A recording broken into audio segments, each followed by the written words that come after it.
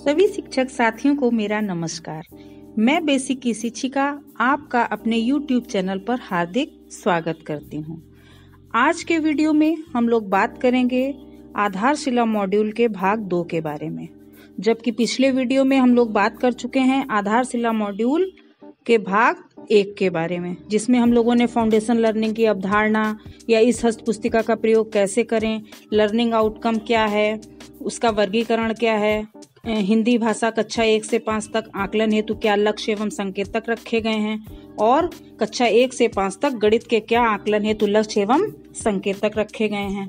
50 दिवसीय foundation learning शिविर और फाउंडेशन लर्निंग शिविर का साप्ताहिक विभाजन, फाउंडेशन लर्निंग, सीखने सिखाने और गतिविधि आधारित शिक्षण, प्रत्येक बच्चों का सीखना सुनिश्चित करें और बेहतर शिक्षण योजना, ये सब चीजें हम लोग देख चुके हैं भाग 1 में। अब आज जब बात करेंगे भाग 2 की, तो इसमें बात करेंगे कि आरंभिक स्तर पर भाषा को कैसे सिखाया जाए, कि भाषा का विकास कैसे हो, हिंदी भाषा क्या क्यों कैसे, या हमारे जो हिंदी भाषा है उसके क्या लर्निंग आउटकम है, लर्निंग आउटकम के आधार पे कैसे शिक्षण योजना बनाई जाए, और लर्निंग आउटकम में हिंदी भाषा में सुनना, बोलना, पढ़ना और लिखना, भाषा संरचना एवं व्याकरण, कल्पना एवं सृजनात्मकता, इनके बारे में बात करेंगे। ज्यादा से ज्यादा टॉपिक को कवर करने की कोशिश करेंगे इस वीडियो में, जिससे कि दूसरे वीडियो में भाग 2 के बारे में आपको न देखना पड़े। तो चलिए शुरू करते हैं भाग 2 के बारे में। सबसे पहले आरंभिक स्तर पर भाषा विकास। देखिए, भाषा दो लोगों के बीच माध्यम का काम करती है। भाषा एक कौशल प्रधान विषय है जो हमारे आसपास की दुनिया से लेकर बाहरी जीवन तक को समझने और अपने अनुसार निर्णय लेने में मदद करती है। भाषा सोचने, महसूस करने और चीजों के जुड़ाव के रूप में भी माध्यम का काम करती है। जैसे बच्चे घर में भाषा को चीजों के जुड़ाव के रूप में देखते हैं, जैसे खाना, पानी, रोटी, बिस्कुट चाहिए, आज पराठा नहीं, बस्ते में किताबें, ऐसे तमाम शब्द और वाक्य वे किसी उद्देश्य के लिए सुनते और समझते हैं। और भाषा का विकास हमारे मन मस्तिष्क में एक खास प्रक्रिया में होता है। भाषा अभिव्यक्त होने से पहले अनुभूति और चिंतन के चरणों में गुजरती है। यानी कि किसी चीजों को देखकर, सुनकर अगर हमें किसी भावना की अनुभूति हुई तो पहला स्टेप हो गया अनुभूति। फिर इस अनुभूति को हम लोग उस अनुभूति पे चिंतन और विचार आते हैं, और उसके बाद जो है अभिव्यक्ति आती है। तो कहने का मतलब ये है कि अनुभूति, चिंतन और विचार और अभिव्यक्ति, इनका आपस में एक संबंध होता है। अब बात आती है भाषाई कौशलों का विकास किस क्रम में होता है। तो भाषाई कौशलों का विकास भी इसी क्रम का अनुसमर्थन करता है। सुनना, बोलना, पढ़ना और लिखना। तो भाषा सीखने और सिखाने का क्रम क्या हो गया? Step of language learning. First step listening, second step speaking, third step reading and fourth step हो गया राइटिंग। सुनना, बोलना, पढ़ना, लिखना, LSRW, या हिंदी में इसको कहेंगे सुबोपली। अब देखिए सुनने में क्या आएगा, कैसे भाषा क्रम के विकास में सुनना है।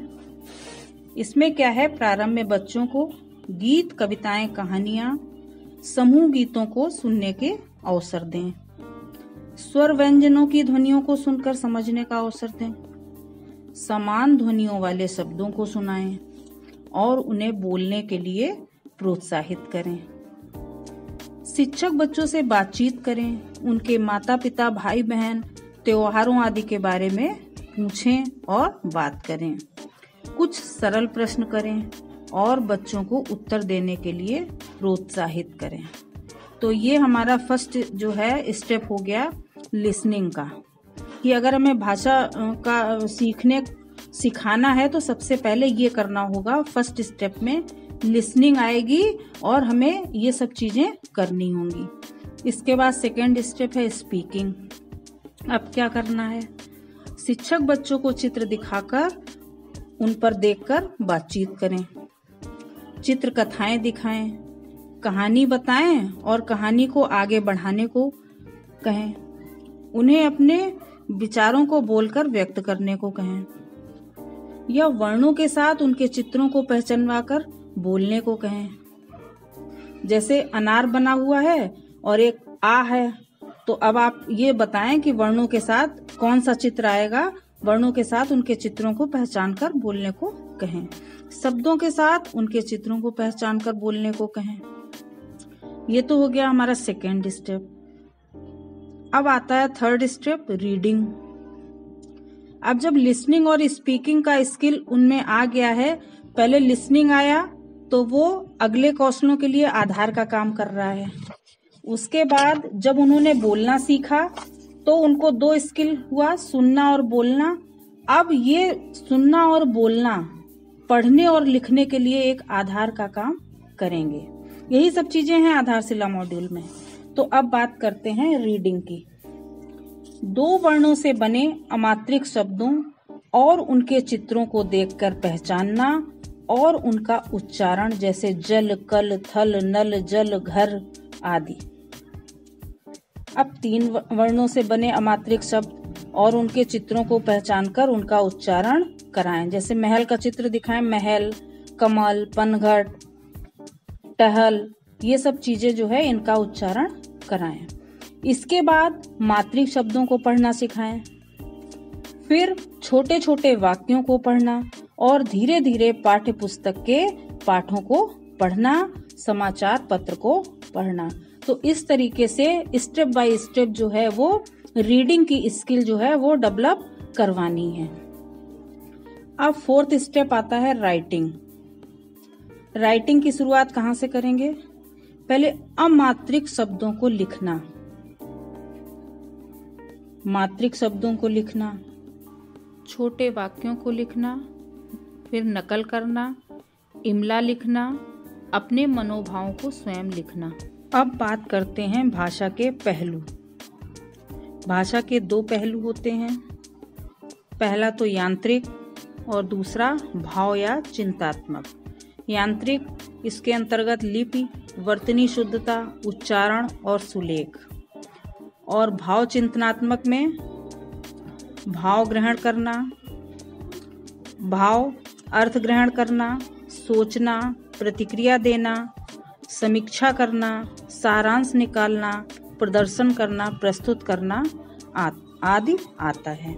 भाषा के यांत्रिक पहलू का संबंध भाषा के बाहरी रूप से ज्यादा होता है, जबकि भाषा का सौंदर्य कथ्य या कही जाने वाली बात में होता है। और बच्चों में चिंतनात्मक पहलू के विकास के लिए खुले कक्षाओं में सवालों पर चर्चा, अधूरी लाइनों को पूरा करना, कविताओं, कहानियों, रचनाओं, वाक्यों, गद्यांशों को पूरा करने के अधिक से अधिक अवसर और लिखित अभ्यास होने चाहिए। किसके लिए? चिंतनात्मक पहलू के विकास के लिए। चलिए अब आगे बात करते हैं भाषा शिक्षण के लक्ष्य या लर्निंग आउटकम। बच्चों में भाषाई कौशलों के विकास के लिए 4 केंद्रित लर्निंग आउटकम विकसित किए गए हैं। ये 4 लर्निंग आउटकम जो हैं कौन कौन से हैं? सबसे पहले सुनना और बोलना, दूसरा पढ़ना और लिखना, तीसरा है भाषा संरचना और व्याकरण, चौथा है कल्पना और सृजनशीलता। तो पहला देखिए, सुनना और बोलना। इसमें क्या है? बच्चे मुखर हैं, वे सुनकर समझते हैं, अभिव्यक्ति के लिए मौखिक विधाओं का प्रयोग करते हैं और खुले प्रश्नों क्यों, कैसे का उत्तर देते हैं। दूसरी बात आती है पढ़ना और लिखना में। इसमें क्या है? बच्चे रुचि से विविध विधाओं की सामग्री को पढ़ते हैं और उस पर आधारित जानकारी, तर्क व कल्पना आधारित प्रश्नों के उत्तर मौखिक व लिखित रूप में देते हैं। इसमें तीसरा, बच्चे स्वयं के भाषा उपयोग में त्रुटियां निकालकर सुधार करते हैं और मौखिक व लिखित संदर्भों में भाषा का उपयुक्त प्रयोग करते हैं। तो ये क्या हो गया, ये भाषा संरचना और व्याकरण हो गया। अब 4th नंबर, बच्चे अनुभवों, भावनाओं और कल्पनाओं को मौखिक या लिखित अभिव्यक्तियों के रूप दे पाते हैं। ये हो गया हमारा कल्पना और सृजनशीलता। अब क्या है, अब लर्निंग आउटकम आधारित शिक्षण योजना कैसे बनाएंगे, इसके बारे में बात करते हैं। लर्निंग आउटकम आधारित जो शिक्षण योजना है उसमें भाषाई कौशल यानी सुनना और बोलना के लिए 15 मिनट, पढ़ना और लिखना के लिए 20 मिनट, आकलन और सुधार के लिए 5 मिनट जो है निर्धारित किए गए हैं। तो 15 मिनट में घर की चीजों के बारे में 4 प्रकार के सवाल किए जाएंगे। देखिए, बात करते हैं कि सुनना क्या है।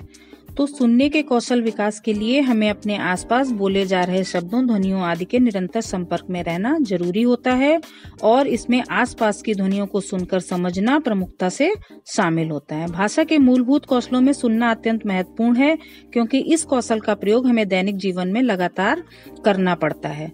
सुनने का आशय है समझना और सुनकर अपेक्षित प्रतिक्रिया देना।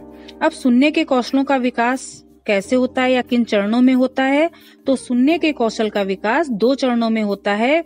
ध्वनि जागरूकता यानी कि हम अपने आसपास की ध्वनि को पहचान सकें और ये समझ सकें कि वाक्य जो है, बोले जाने वाले वाक्य कई शब्दों और ध्वनियों को जोड़कर बने होते हैं।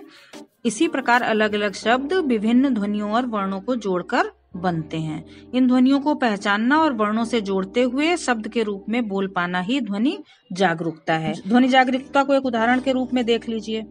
जैसे वाक्य के स्तर पर एक वाक्य दिया हुआ है, मेरा नाम रजिया है। शब्द के स्तर पर इसको कैसे देखा जाएगा, मेरा नाम रजिया है। शब्दांश के स्तर पर मेरा नाम रजिया है। वर्ण के स्तर पर म, र और ना। अब दूसरा स्टेप है इसमें ध्वनि और लिप प्रतीकों का तालमेल। ऐसी सरल कविताएं सुनना सुनाना जिसमें कुछ खास तरह के शब्दों, ध्वनियों का बार बार दोहराना हो। तो उससे क्या होगा, सबसे पहले मिलती जुलती ध्वनियों वाले शब्दों का अभ्यास कराना, फिर वाक्यों में शब्दों को अलग अलग गिनना पहचानना, फिर शब्दों को शब्दांशों में तोड़ना, वो अलग अलग ध्वनियों में पहचानना और शब्दों की प्रारंभिक ध्वनि को पहचानना और उसे अलग करके बताना। फिर शब्द की अंतिम ध्वनि तथा बीच की ध्वनियों को पहचानना और लास्ट है शब्दों की पहली, मध्य और अंतिम ध्वनियों की अदला बदली करना। अब ये यहाँ पर जो है सुनने के कौशल का पूरा विकास हो चुका है। अब दूसरा कौशल है हमारा बोलना अर्थात मौखिक अभिव्यक्ति कौशल। बोलना क्या है, बोलना 2 या 2 से अधिक व्यक्तियों के बीच सहज और स्वाभाविक रूप से विचारों का आदान प्रदान या संवाद की प्रक्रिया है जो बचपन में तुतलाने और बुदबुदाने से प्रारंभ होकर सार्थक, तार्किक व धारा प्रवाह बोलने के कौशल में बदल जाती है।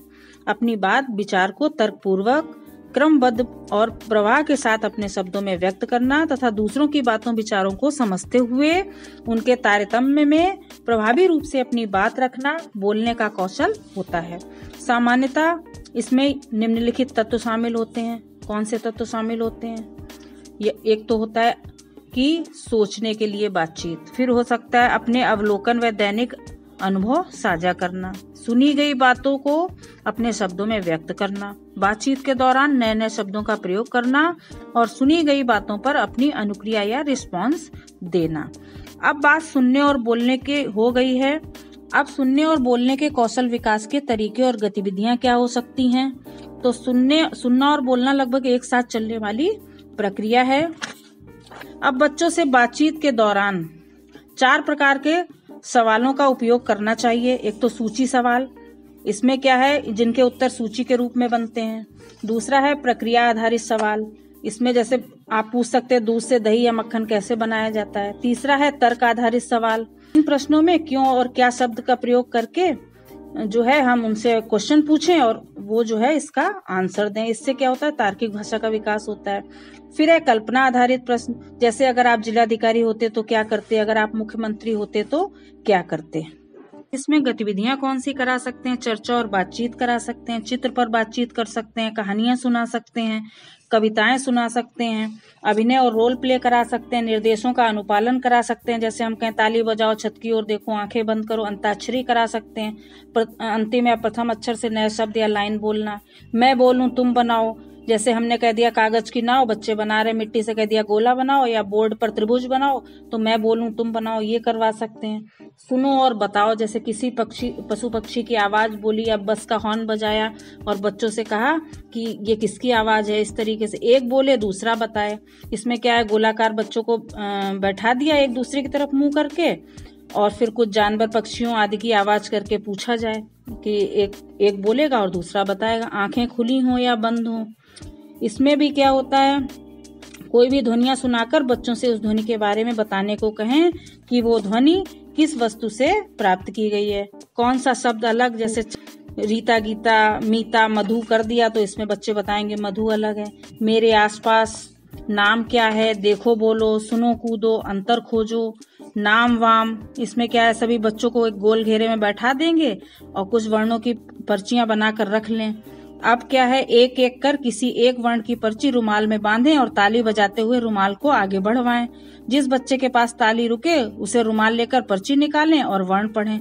मान लीजिए लिखा अक्षर माँ है, अब बच्चा उस अक्षर से कक्षा में कम 2 बच्चों के नाम बताए।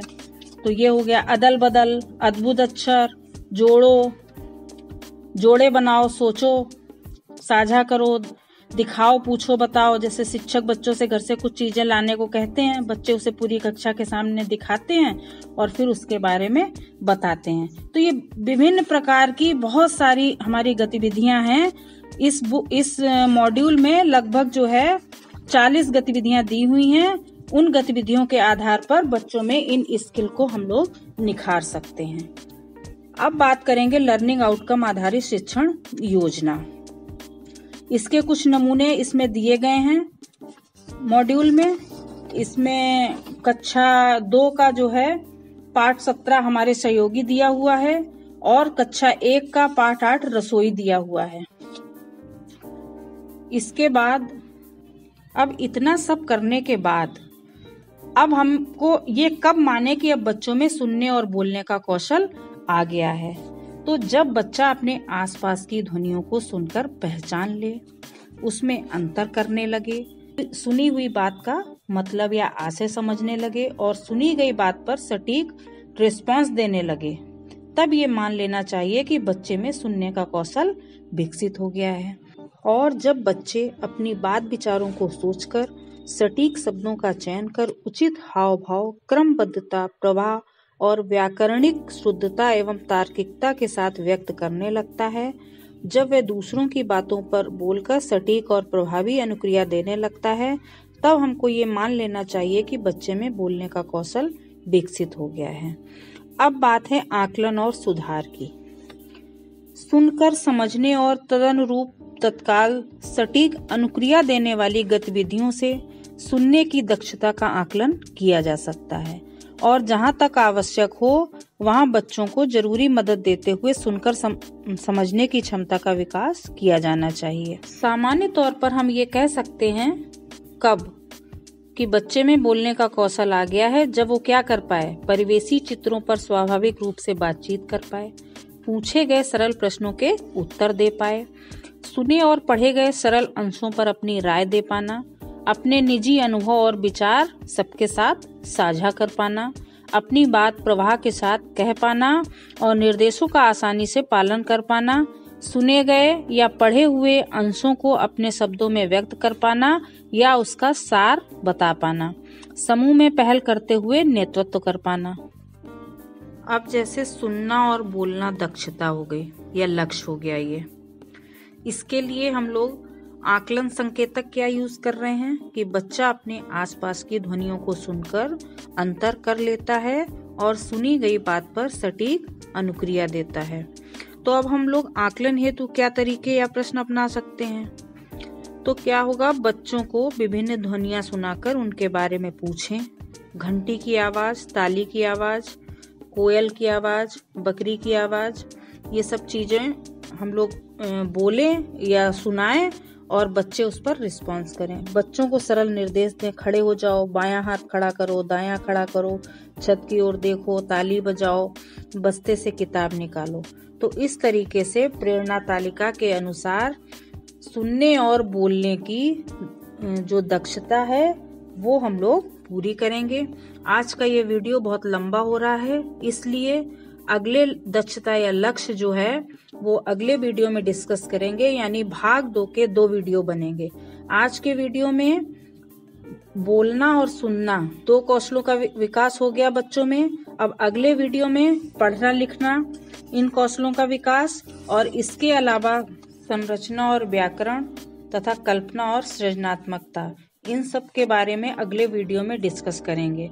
यानी कि इस मॉड्यूल के भाग 2 के 2 वीडियो होंगे। पहला वीडियो ये होगा भाग 2A, और अगला जो इसका बचा हुआ टॉपिक है वो भाग 2 के B वीडियो में डिस्कस करेंगे। अगर आपको ये वीडियो अच्छा लगा तो प्लीज इसको लाइक करें, शेयर करें, और अगर हमारे चैनल पर पहली बार आए तो इसको सब्सक्राइब करें। Thank you.